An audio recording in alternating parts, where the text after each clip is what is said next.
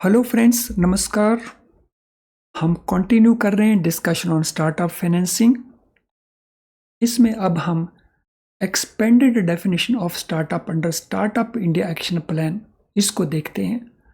तो स्टार्टअप का definition already हम प्रीवियस लेसन के लास्ट पार्ट में नोट कर चुके हैं।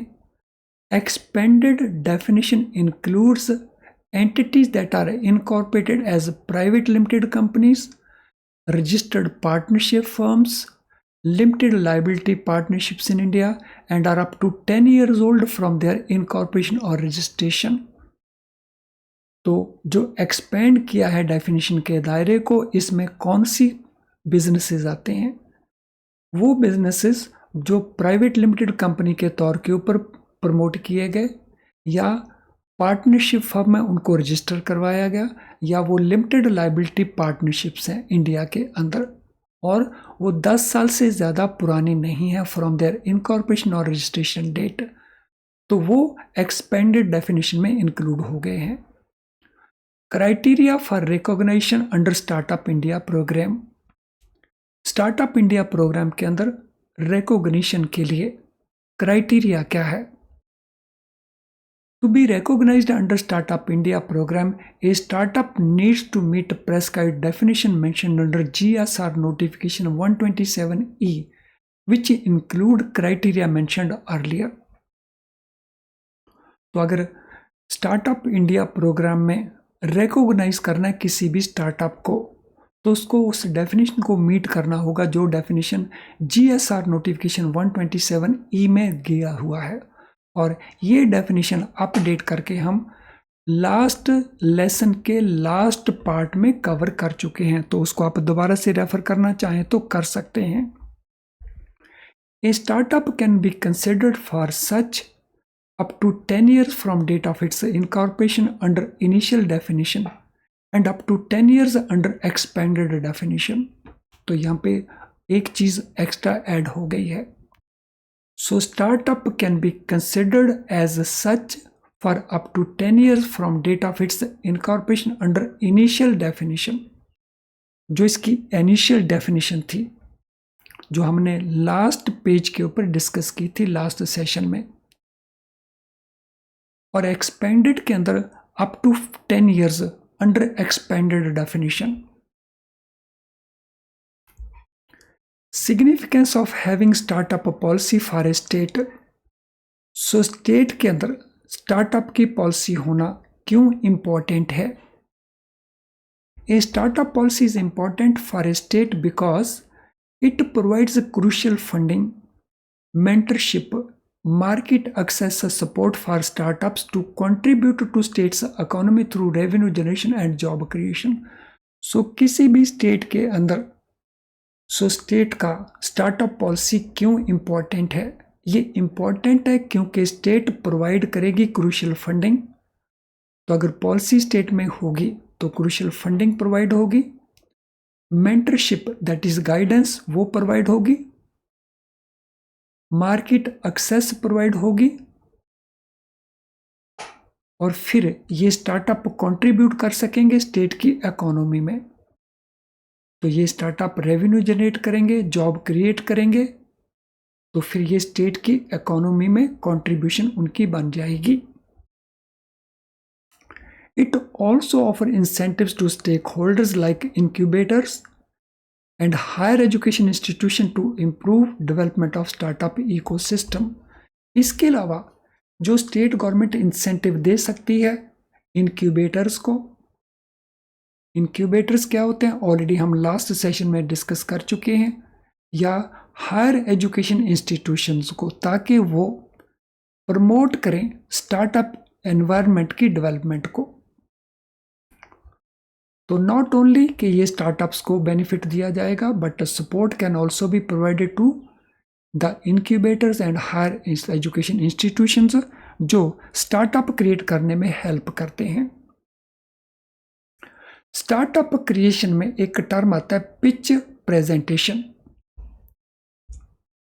सो what is this pitch presentation? Pitch presentation is a slide presentation typically created using PowerPoint or Keynote to showcase a business and persuade investors to invest in it. तो pitch presentation क्या है? ये एक presentation है जो investors को की जाती है। वो इन्वेस्टर्स को अट्रैक्ट करने के लिए वो उनका जो बिजनेस है किसी भी स्टार्टअप का, उसमें वो इन्वेस्ट करें, उस बिजनेस के बारे में पूरी जानकारी देना और उनको परसुएड करना कि वो उनके बिजनेस में इन्वेस्ट करें। तो उस प्रेजेंटेशन को हम कहते हैं pitch presentation. And generally it is through PowerPoint और थ्रू Keynote सॉफ्टवेयर।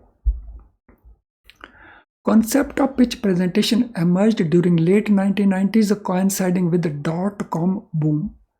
तो ये पिच प्रेजेंटेशन का कंसेप्ट कब एमर्ज हुआ, कब इसने इवॉल्व होना शुरू किया? लेट 1990s में। और ये कोइंसाइड किया .com बूम में। जब .com बूम आया तो उसके साथ ही पिच प्रेजेंटेशन भी शुरू हो गया। सो पिच प्रेजेंटेशन कौन करते हैं? एंटरप्रेन्योर्स। किनके सामने करते हैं? इन्वेस्टर्स के लिए। किस पर्पस के लिए? इन्वेस्टर्स की इन्वेस्टमेंट को अट्रैक्ट करने के लिए। Focus of entrepreneurs while preparing slides for pitch presentation. Pitch presentation जब वो प्रिपेयर करते हैं एंटरप्रेन्योर्स, तो उनका फोकस किस बात के ऊपर रहता है? So their focus is on aspects like problem statement कि सोसाइटी ऑलरेडी किस प्रकार की प्रॉब्लम फेस कर रही है। सॉल्यूशंस ऑफर्ड, उस प्रॉब्लम को सॉल्व करने के लिए उनके पास क्या सॉल्यूशन है।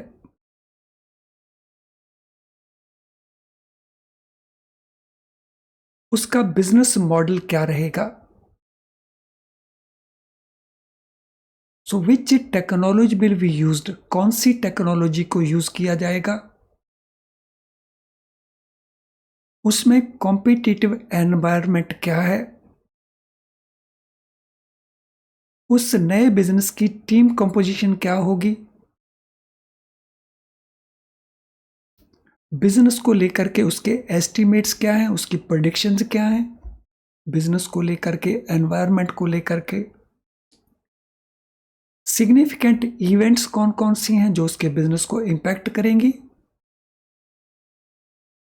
प्रेजेंट स्टेटस उसका क्या है। उस आइडिया को कितने पीरियड में एग्जीक्यूट किया जाएगा, यानी उसकी टाइमलाइंस क्या होंगी।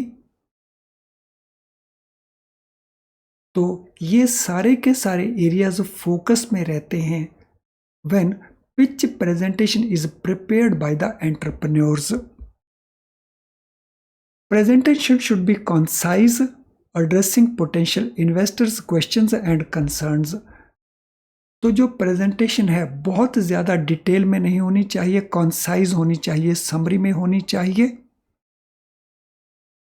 और ये किनको एड्रेस की जाएगी? पोटेंशियल इन्वेस्टर्स को, उनके जो क्वेश्चंस हो सकते हैं, उनके जो कंसर्न्स हो सकते हैं, तो उनको एड्रेस करने के लिए ये प्रेजेंटेशन बनाई जाएगी या डिलीवर की जाएगी। Platform to help startups build their pitch desks.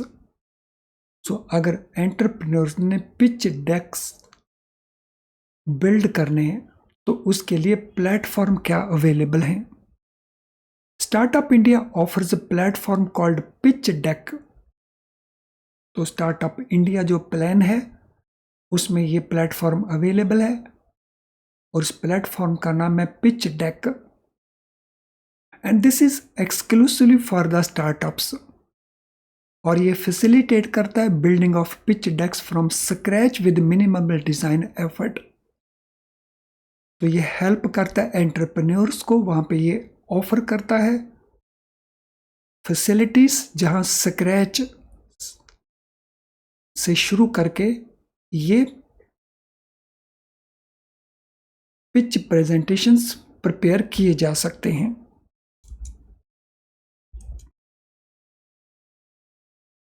It aims to assist users in creating their first pitch deck effectively.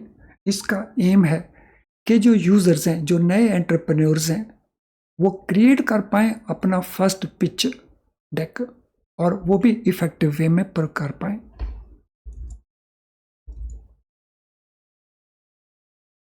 Incubator grand challenge. Incubators कौन होते हैं ऑलरेडी हम बात कर चुके हैं। इनक्यूबेटर्स आर दोज एंटरप्राइजेस जो हेल्प करते हैं स्टार्टअप्स को स्टार्टअप करने की। Incubator grand challenge is a program introduced by Atal innovation mission to recognise and support incubators. तो इनक्यूबेटर ग्रैंड चैलेंज ये एक प्रोग्राम है जो अटल इनोवेशन मिशन का पार्ट है, जिसमें इनक्यूबेटर्स को रिकॉग्नाइज किया जाता है और उनको सपोर्ट किया जाता है। और इनक्यूबेटर्स आगे सपोर्ट करते हैं स्टार्टअप्स को। Several incubators received financial support through AIM grants in aid program। तो अटल इनोवेशन मिशन का ग्रांट्स इन एड प्रोग्राम है, यानी वहां पे उनको सब्सिडी दी जाती है, तो उस फॉर्म में उनको फाइनेंशियल सपोर्ट अवेलेबल रहती है सेवरल इंक्यूबेटर्स को। Startup India Yatra program. So what is this program? Startup India Yatra program aims to identify entrepreneurs' talent in Tier 2 and Tier 3 cities of India and assist in expanding startup ecosystem। तो जो startup India Yatra programme है उसका M क्या है? एंटरप्रेन्योरली talent को identify करना। सो वो individual जिनमें एंटरप्रेन्योर टैलेंट अवेलेबल है उसको आइडेंटिफाई करना, और कौन सी जगह के ऊपर? टीयर 2 एंड टीयर 3 सिटीज, यानी मेट्रो में नहीं, जो अदर देन मेट्रो सेंटर्स हैं जिनमें टीयर 2 और टीयर 3 सिटीज आ जाते हैं, और उनको असिस्ट करना कि स्टार्टअप इकोसिस्टम एक्सपेंड हो। It provides business incubation and mentoring to prospective business and owners in non metropolitan areas. तो ये बिजनेस इंक्यूबेशन प्रोवाइड करता है, गाइडेंस प्रोवाइड करता है जो प्रोस्पेक्टिव बिजनेस ओनर्स हैं, और कहां पे? टीयर 2 टीयर 3 यानी नॉन मेट्रो एरियाज के अंदर। Exemption. What exemption does rule 170 of general financial rules GFR 2017 provide? तो what exemption does this rule under GFR 2017 provide?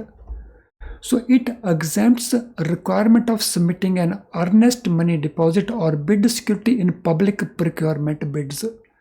अगर स्टार्टअप पार्टिसिपेट करते हैं पब्लिक प्रोक्योरमेंट में, यानी सरकारी जो खरीद है, अगर स्टार्टअप उसमें पार्टिसिपेट करते हैं तो उनको कोई सिक्योरिटी पहले से डिपॉजिट नहीं देनी पड़ती। सो नॉर्मल बिड्स में उनको मनी डिपॉजिट करवाना पड़ता है, अर्नेस्ट मनी, या बिड सिक्योरिटी देनी पड़ती है। लेकिन स्टार्टअप्स को ये एग्जेम्पशन है अंडर दिस रूल कि पब्लिक प्रोक्योरमेंट में अगर वो बिड देते हैं तो उनको अर्नेस्ट मनी डिपॉजिट या बिड सिक्योरिटी देने की ज़रूरत नहीं रहती। चलिए फ्रेंड्स, आज के सेशन को हम यहीं पे वाइंड अप करते हैं और इसको कंटिन्यू करेंगे हम नेक्स्ट पार्ट में। Thank you.